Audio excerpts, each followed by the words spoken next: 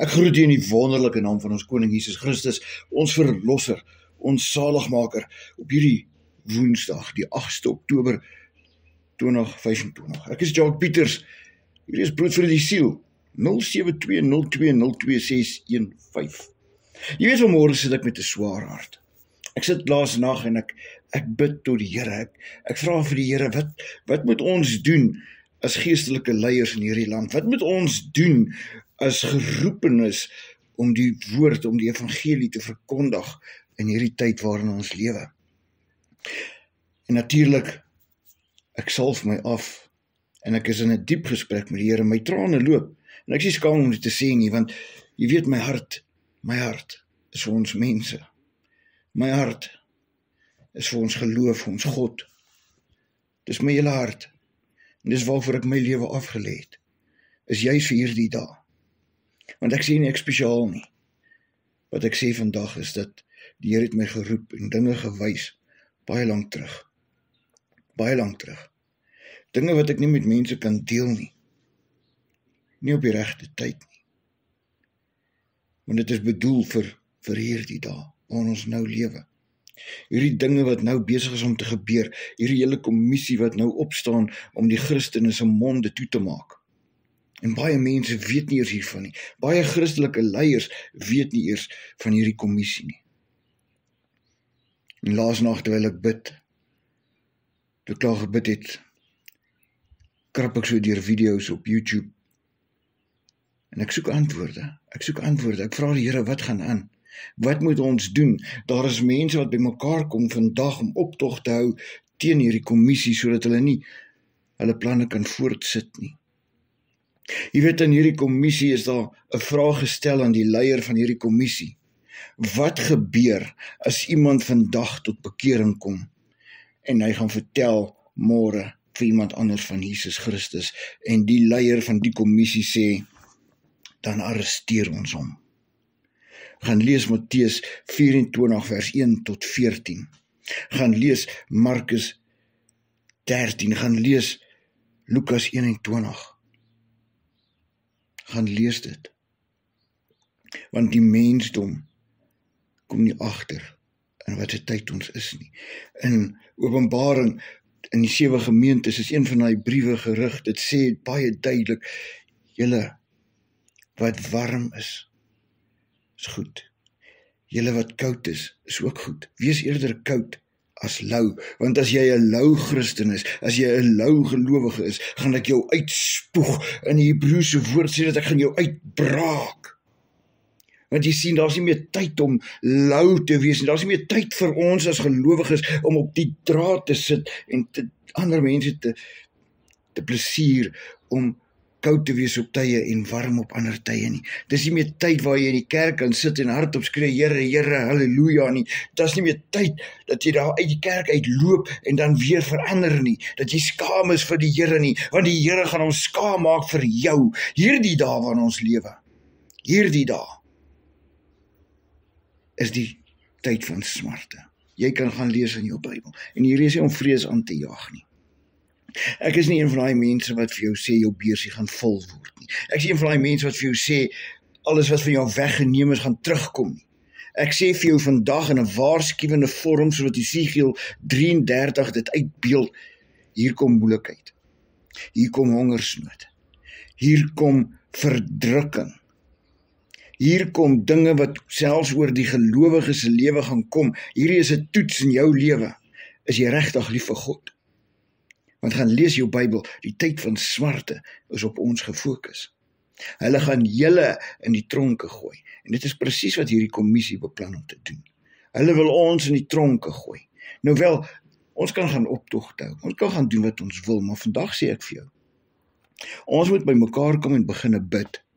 Ons moet begin by mekaar kom en begin hande vat en sê, tot hier toe en nie verder nie, Here, Here, help ons wat op U vertrou.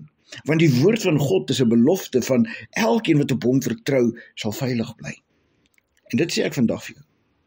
Jy kan bang wees vir die boek van Openbaring. Jy kan bang wees vir die profesies wat in die Bybel geskrywe is. Jy kan bang wees vir die dinge wat gaan gebeur, maar dan sê ek vir jou, as jy bang is jou geloof nie goed nie. As jy bang is, weet jy, jou geloof is nie op die regte plek nie. Want die woord sê, vrees nie. Vrees nie, want ek is met jou. Psalm 23 vers 4 sê, al gaan ek in 'n dal van doodskade wee, ek sal nie vrees nie, want u stok en u staf is met my. Daniël se 3 vriende is in die vuuroond gegooi, want hulle het geweier om die beeld te aanbid. Hulle het geweier. Hulle was nie bang vir daai oond nie, want hulle het geweet al is hulle in die doodskade wee, hulle God is met hulle. En hulle het in daai oond gestaan, en die Here was met hulle. Want nie eers 'n haar op hulle lyf het geskroei nie. Nie eers die reuk van daai brand, van daai vuur was op hulle lywe nie. Luister, as jy God se beskerming wil hê in hierdie tyd, is dit tyd om te begin bid. Is dit tyd om begin op te staan, as 'n eenheid, soos Efesiërs 4 dit stel. Vers 1 tot en met 16. Die eenheid van die geloof. Dit is tyd vir ons om op te staan en om 'n eenheid te vorm. Jy weet, jare gelede, 2004, lê ek in my bed en ek bid, terwyl ek lê. Ek bid, ek vra die Here, Here, wat is dit wat U wil doen? Want jy sien, daai dag, daai tyd, het ek my verlede verlaat en ek het in 'n nuwe toekoms ingekom. Ek het gegaan waar die Here my gestuur het. Na 'n plek wat ek nie geken het nie. En die Here het deure vir my oopgemaak. As jy my ken, sal jy die storie ken. En daai dag, lê ek in 'n bed, 'n vreemde bed. En ek bid, en ek vra die Here. En jy sien, deure het daai tyd vir my oopgemaak, ek was gesponsor om teologie te studeer. En die Here gee vir my een woord. Eenheid. Unity. Die volgende nag, ek bid weer, ek vra die Here, wat, en die deure gaan oop vir my, dit raak, ek sien net die Here se hand in my lewe. En die Here gee vir my 3 woorde. Liefde, eenheid. Liefde, eenheid. Geloof. Geloof. Want ons gaan dit nie maak sonder geloof nie. Jy moet besig wees. Jy moet besig wees om jou geloof te versterk in die Here in hierdie dae. Jy moet nie bang raak nie. Mense, ek beplan 'n naweek vir gebed. Ek is tans in die Valdriehoek. Ek beplan 'n kamp naweek vir gebed, waar ons gaan bid. En ek wil eers reël met 'n paar mense om deel daarvan te wees, om hulle getuienis, groot getuienisse. Mense wat moes dood wees, wat groot getuienis het. Ek wil met hulle reël om wat se naweek hulle beskikbaar is. Sodat 'n naweek van getuienis kan wees, sodat daar 'n naweek kan wees van herlewing, 'n naweek waar mense hulle harte weer vir die Here kan gee met opregtheid. Sodat ons in eenheid kan begin beweeg en teen die vyand kan opstaan in gebed, omdat ons geloof in God is, nie in 'n optog of in 'n wat ook al nie. Ons is Christene. Ons is gelowiges. Ons krag kom wanneer ons swak is. Baie meer uit. Glo my. Kom ons bid saam. Hemelse Vader, Here, hierdie dag behoort aan U, Here, hierdie woord behoort aan U, Here. Vader, ek het vanmôre gebid, Here, dat U hierdie woord sal opdra, Here, dat dit die harte en gedagtes sal bereik wat dit moet, Here, vir hierdie tyd waarin ons lewe.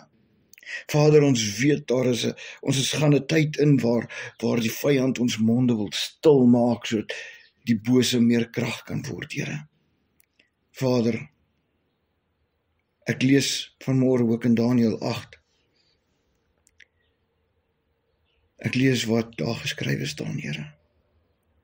En daar staan geskrywe sodat die dag van die ongelowiges, die ongeregtigheid, die getal van hulle wat ongoddelik is, goddeloos is, volbring kan word. Here, maak bid vandag, Here, dat hier iets kan gebeur in ons land, dat daai getal van ons as gelowiges, kinders van God ook volbring kan word vir hierdie dag, Here. In Jesus Christus grote naam. Here, ek vra, Here, dat die verdeeldheid sal platval in hierdie tyd, Here, dat die verdeeldheid wat onder ons mense is, sal gaan, Here, dat U ons by mekaar sal voeg, soos 'n rooi kielhouer in Jesus naam. Amen. Onthou, lees jou Bybel. Moenie toelaat dat die wêreld jou mislei nie. Groete.